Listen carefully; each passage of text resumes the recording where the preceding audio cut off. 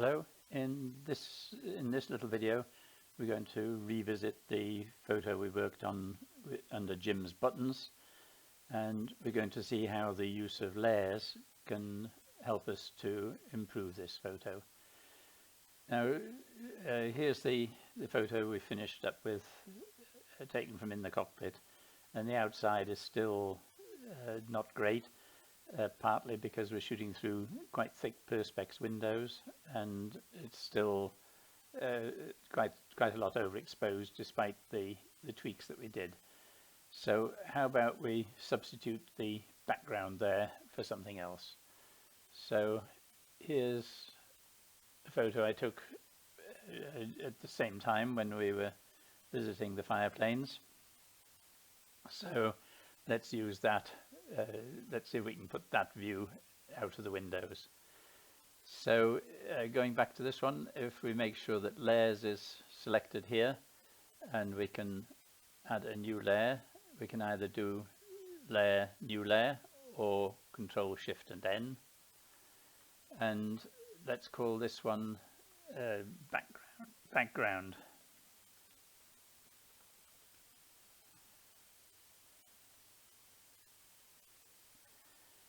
Now if we, and we'll call this one the cockpit.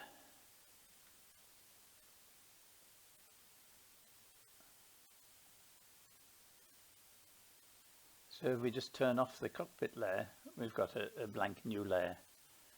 And if we take this and do Control A for all, and come onto this layer and do Control V for Victor, is to copy, and we can just stretch this out to the full size of the layer,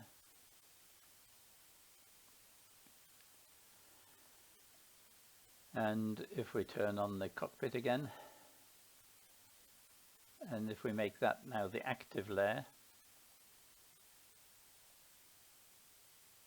and turn off the background, now we need to cut out the windows. So the easiest way to do that is to use the selection brush tool, and we can change the size of the brush up here. Let's just make it a wee bit bigger. Make sure you've got snap to edges ticked, and you'll see that the selection does a very good job of finding the edges. So we just need to come down over the trees, and that's selected all of that window. Select all of this one, that's even easier. And this one, we just need to come down over the trees and the buildings. And finally this window.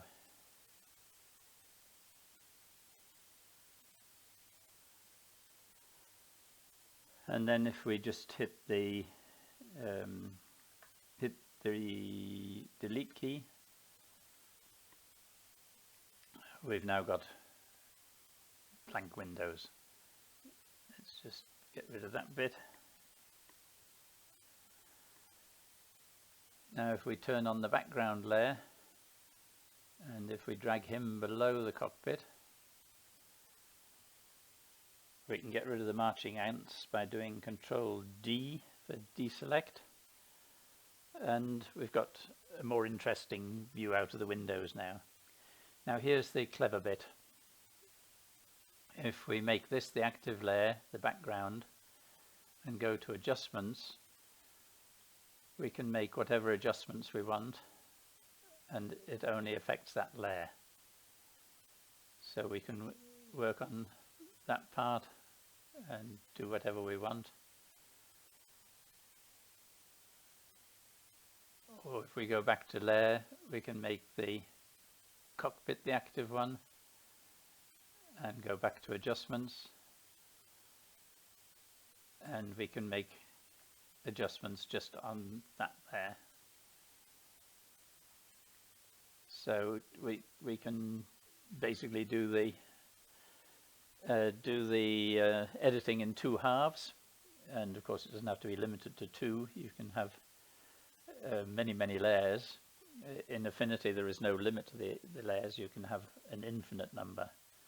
So this can do the same thing that HDR, high dynamic range, can do, but a lot easier when there's only two areas to look at. In this case, inside the cockpit and outside the cockpit. So that's basically it for this one. So remember to avail yourself of Jim's buttons and to use layers to help you get the desired image.